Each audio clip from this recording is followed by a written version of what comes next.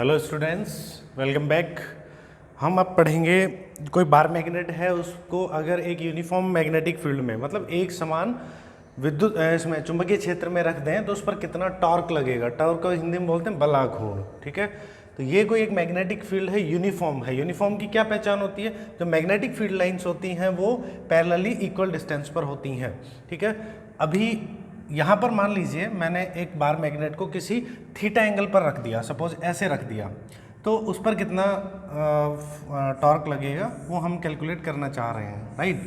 तो सपोज ये हमारा एक बार मैग्नेट है, ठीक है, और ये इसका नॉर्थ पोल है, ये इसका साउथ पोल है, ठीक है, ये इसकी एक्सिस होगी मिलाने वाली। अब इस पर देखिए किधर फोर्स लगेगा, या टॉर्क तो बाद में बनाएंगे, पहले फोर्स पता करते हैं। और सपोज ये जो एंगल है ये एक थीटा है, मतलब ये इसके मैग्नेटिक फील्ड के साथ ये थीटा एंगल बनाता है। अब हम लोग एक चीज़ जानते हैं, मैग्नेटिक फील्ड अगर इस डायरेक्शन में है तो मुझे बताइए नॉर्थ पोल पर फोर्स किधर लगेगा, इसकी डायरेक्शन में या अपोजिट डायरेक्शन में? तो याद कीजिए, हम लोग जानते हैं मैग्नेटिक फील्ड लाइंस हमेशा बाहर निकल कर आ रही हैं, तो इट मीन्स कहाँ से आ रही होंगी? तो आंसर है नॉर्थ पोल से ही आ रही होंगी। तो बेसिकली नॉर्थ से मैग्नेटिक फील्ड निकलती है, तो मैग्नेटिक फील्ड साउथ की ओर कहीं जा रही हैं। तो हम ये क्या करेगा, नॉर्थ से आ रही हैं तो इट मीन्स ये क्या करेंगे, इस नॉर्थ पर इधर फोर्स लगाएंगी, एक फोर्स एफ, ठीक है, ठीक है, इस नॉर्थ पोल पर। सिमिलरली इस साउथ पोल पर फोर्स किधर लगेगा इस मैग्नेटिक फील्ड की वजह से? तो आंसर है सर ये अट्रैक्ट करेगा, इस तरफ लगेगा एफ फोर्स। अब ये एफ फोर्स होगा कितना, उसको पता करते हैं। तो हम जानते हैं कि अगर मैंने इनकी पोल स्ट्रेंथ स्मॉल एम मानी है, ठीक है, नॉर्थ साउथ का जो एक मैग्नेट रखा है इसकी पोल स्ट्रेंथ स्मॉल एम है, और मैग्नेटिक फील्ड की जो इंटेंसिटी है वो बी है। तो अगर मैग्नेटिक फील्ड इंटेंसिटी बी है तो फोर्स कितना लगेगा? तो आंसर है सर एम इंटू बी। ये भी कितना बनेगा?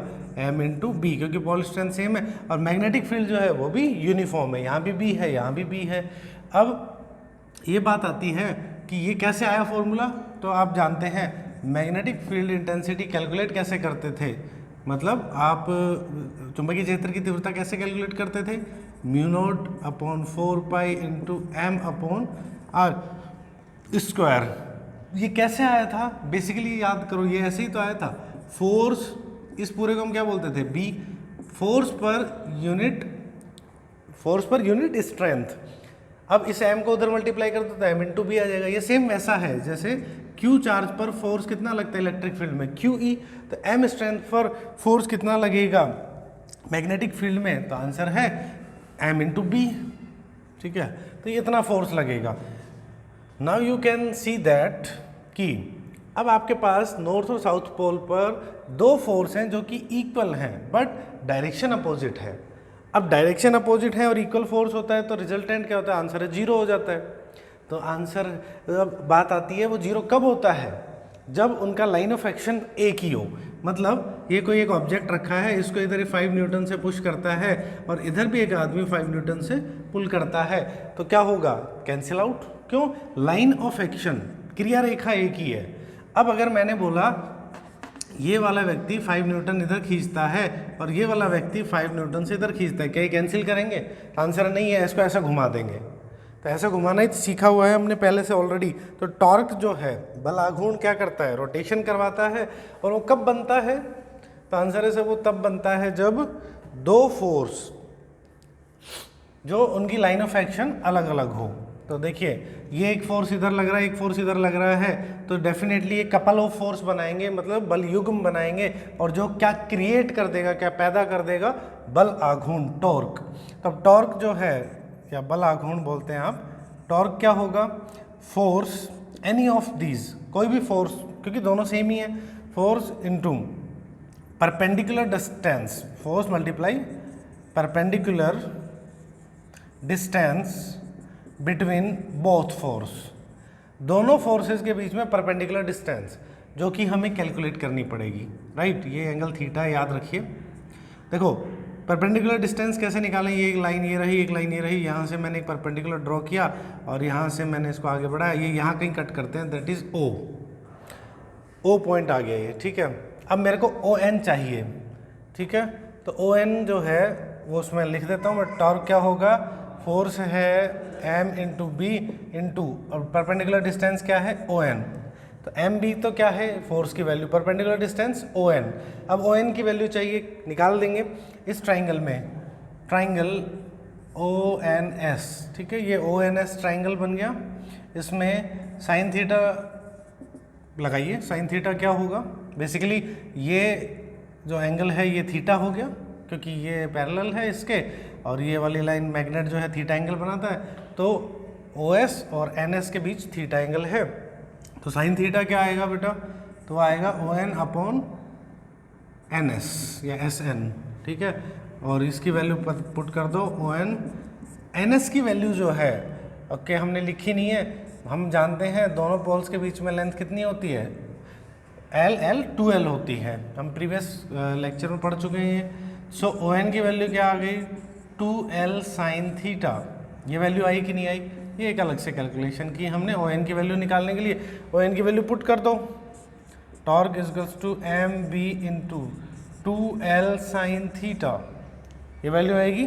अब आप यहाँ एक चीज़ फोकस करें, m into 2L, what is the mean by m into 2L, torque equals to m into 2L into b sine theta. Now what is this, हम जानते हैं इसको magnetic dipole movement, capital M into B sine theta, ये जो value है torque की ये आएगी, और इसको हम क्या लिख सकते हैं, m क्रॉस b लिख सकते हैं कि नहीं, m b साइन थीटा को क्या लिखते हैं, m क्रॉस b।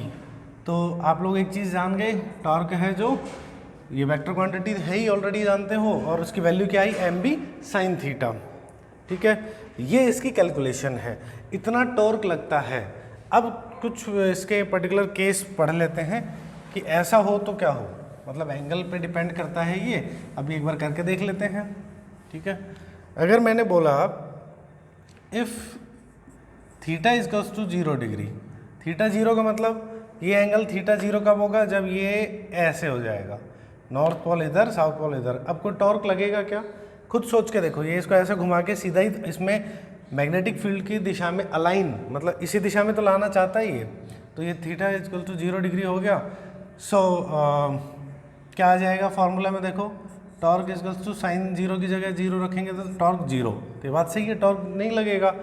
अगर थीटा 90 डिग्री हो तो मतलब मैग्नेट जो है ये ऐसे खड़ा हो, अब ऐसे, ठीक है, परपेंडिकुलरली, आप जानते हैं इस पर टॉर्क लगेगा और इसको घुमा के ऐसा लाना चाहता है ये, तो अगर ऐसा साइन 90 की वैल्यू क्या होती है, 1 होती है, that will be M B, sine 90 0 हो जाएगा, तो ये मैक्सिमम वैल्यू होगी इसकी, क्योंकि साइन की मैक्सिमम वैल्यू 1 होती है। तो ये आप समझ सकते हैं कि टॉर्क हम इस तरह से केसेस में निकाल सकते हैं, राइट। ये कैलकुलेशन है टॉर्क की। अब यहाँ से एक छोटी सी चीज़ और आगे पढ़ेंगे, हमारे यही फॉर्मूला काम आएगा, that is potential energy of A bar magnet. Potential मतलब मैं इसको PE लिख देता हूँ, पोटेंशियल एनर्जी मतलब हिंदी में हम बोलते हैं स्थितिज ऊर्जा, स्थितिज ऊर्जा किसकी, बार मैग्नेट की। स्थितिज ऊर्जा क्या होगी, अब फटाफट से ध्यान से समझो। सपोज एक मैग्नेटिक फील्ड है, एक मैग्नेट इसमें ऐसे रखा था, अब मान लीजिए ये मैग्नेटिक फील्ड क्या करना चाह रहा है, इसको मैग्नेट के ऊपर फोर्स लगा के इसको ऐसे लाना चाहता है। क्यों लाना चाहता है, क्योंकि इस पर टॉर्क लगता है कि जैसे ऐसा आ गया, अब उसको कोई टेंशन नहीं है, ऐसे रुका रहेगा। तो हमेशा जो मैग्नेट हम कभी भी मैग्नेटिक फील्ड में डालेंगे, तो डालने के बाद क्या होगा, वो रोटेट करके कहाँ आ जाएगा, मैग्नेटिक फील्ड की डायरेक्शन में आ जाएगा, मतलब नॉर्थ पोल इधर साउथ पोल पीछे, ऐसे रहेगा। अब अगर मैं ज़बरदस्ती मैं इसको ऐसे रोटेट करके यहाँ लाना चाहता हूँ किसी थीटा एंगल पर, कहाँ से, 0 से, 0 पर तो नॉर्मली रहता ही है, 0 पर रहना ही चाहता है, क्योंकि सबसे ज़्यादा स्टेबल वो 0 पर है। कैसे, अभी आगे देखेंगे। सबसे ज़्यादा स्टेबल 0 पे है, मैं इसको ऐसे रोटेट कर कर ज़बरदस्ती यहाँ लाना चाहता हूँ, तो मुझे कुछ काम करना पड़ेगा, whether I should do work something, मुझे जो वर्क करना पड़ेगा वो वर्क कहाँ चला गया, तो आंसर है सर इसको रोटेट करने में, यहाँ लाने में।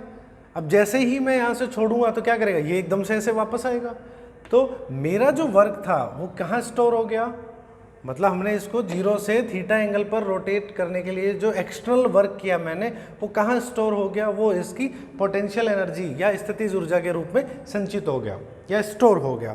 सिंपल सी बात है। वही आप यहाँ ये मार्कर है, इसको उठा के मैंने यहाँ लाया, तो अब ये ज़्यादा ये वर्क, इसके बाद एनर्जी ज़्यादा हो गई। क्यों? अब यहाँ से गिराएंगे तो ज़्यादा वर्क करेगा। कहाँ से आई एनर्जी एक्स्ट्रा? मैंने अपने हाथ से ऐसे दी इसको एनर्जी। तो मेरे द्वारा जो किया गया वर्क डन होता है वो कहाँ स्टोर हो जाता है? इसकी पोटेंशियल एनर्जी के रूप में। तो अब उसको कैलकुलेट करना है। कैलकुलेशन कैसे करें? Very simple.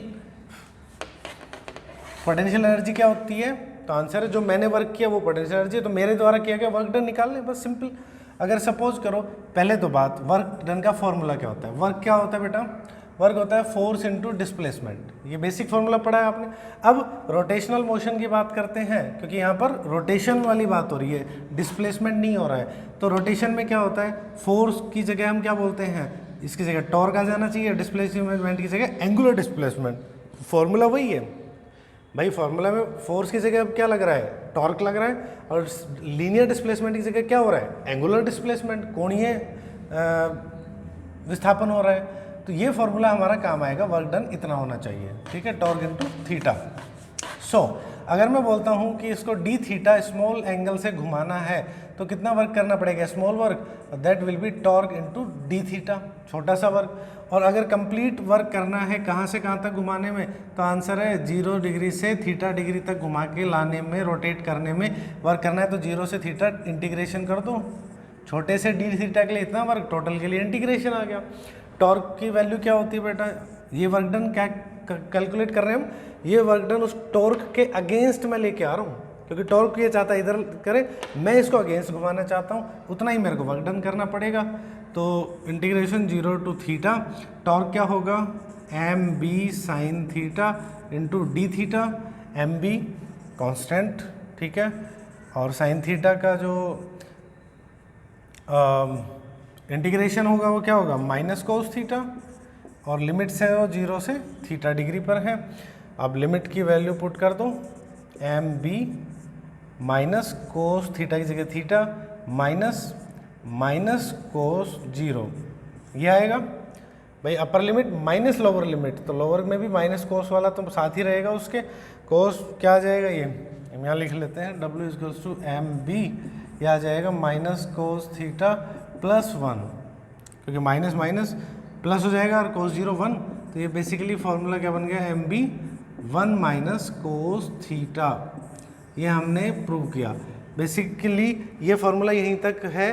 अब यहाँ पर हमने केस डाल दिया 0 से थीटा। अब कोई आपसे पूछ सकता है कि मान लो थीटा 1 से थीटा 2, तो आप थीटा 1 से थीटा 2 लिमिट लगा देंगे। कोई पर्टिकुलर, किसने बोला 30 डिग्री से 60 डिग्री लाने में कितना वर्क डन चाहिए, तो आंसर है हम इतना बता देंगे, इतना वर्क डन चाहिए। यही वर्क डन क्या कहलाता है? यही वर्क डन कहाँ स्टोर, ये मैंने वर्क किया इतना, इसको रोटेट करने में कहाँ से कहाँ तक? 0 डिग्री से थीटा डिग्री तक, ऐसे था थीटा तक घुमाया, उतना वर्क डन हुआ। इसी को हम क्या बोलेंगे? Potential energy of bar magnet. इस बार मैग्नेट के पास अब पोटेंशियल एनर्जी स्टोर हो गई इतनी। क्लियर है बात? अब देखो पोटेंशियल एनर्जी जब ये थीटा 0 था तब कितनी पोटेंशियल एनर्जी थी उसके पास? जैसे ही थीटा 0 रखा ये सब कुछ 0 बन गया। क्या आ गई? एनर्जी 0। इसको यू लिख सकते हैं, पोटेंशियल एनर्जी को 0 आएगी कि नहीं आएगी? तो हम वो कह ही रहे हैं ना, जब ये ऐसे रखा हुआ है तो उसके पास एनर्जी नहीं है। एनर्जी नहीं है मतलब तभी तो स्टेबल है। ये बात याद रखिए, जिस ऑब्जेक्ट के पास जितनी ज़्यादा एनर्जी उतना ही ज़्यादा अनस्टेबल। आपकी जेब में ज़्यादा पैसे रहेंगे तो आप उतना ही ज़्यादा अनस्टेबल रहोगे, पैसे नहीं है तो अपने घर में बैठे रहोगे चुपचाप। तो जितने एनर्जी नहीं होगी इट मीन्स स्टेबिलिटी उतनी ही ज़्यादा होती है। अब अगर बात करते हैं थीटा 180 डिग्री की, सोच के देखिए, तो 180 पे क्या होगा? कोस की वैल्यू आप समझ रहे हैं, ये होगी कोस 0 1 होता है, जस्ट अ मिनट, हाँ ये -1, तो ये आ जाएगी मैक्सिमम एनर्जी, क्योंकि 1 -1 माइनस +1 हो गया 2 MB, ज़्यादा से ज़्यादा एनर्जी आ जाएगी। इट मीन्स वो सबसे कम स्टेबल, मतलब पूरा घूम के ऐसे रखा हुआ है। 90 पर रहेगा तो तब भी MB एनर्जी है, तब भी वो अनस्टेबल है। स्टेबल कहाँ है? देखो यहाँ इस पर अनस्टेबल, और स्टेबल कहाँ है? मतलब स्थाई कहाँ है? जब थीटा 0 पर है। कई बार एग्जाम में पूछ लिया जाता है सबसे ज़्यादा मैग्नेट कहाँ स्टेबल है, जब 0 डिग्री पर है। सबसे ज़्यादा अस्थायी कब है, जब 180 पर है। 180 पर तो रुकने ही नहीं देना चाहता, वो वापस आना चाहता है। तो ये है इसकी पोटेंशियल एनर्जी के बारे में। यहाँ ये बार मैग्नेट की छोटी छोटी बातें हैं वो सब खत्म होती हैं। नेक्स्ट लेक्चर में हम पढ़ेंगे अर्थ मैग्नेटिज्म। Thank you.